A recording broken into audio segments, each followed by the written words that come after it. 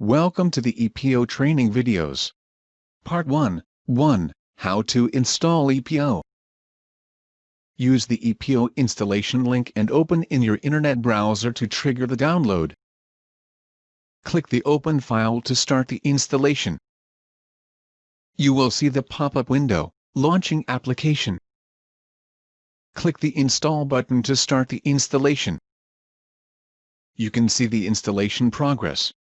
Depending on your internet connection, it may take several minutes. When the installation is completed, you will have a warning message. Click the More Info link. Click the Run Anyway button to finalize the installation and run the application.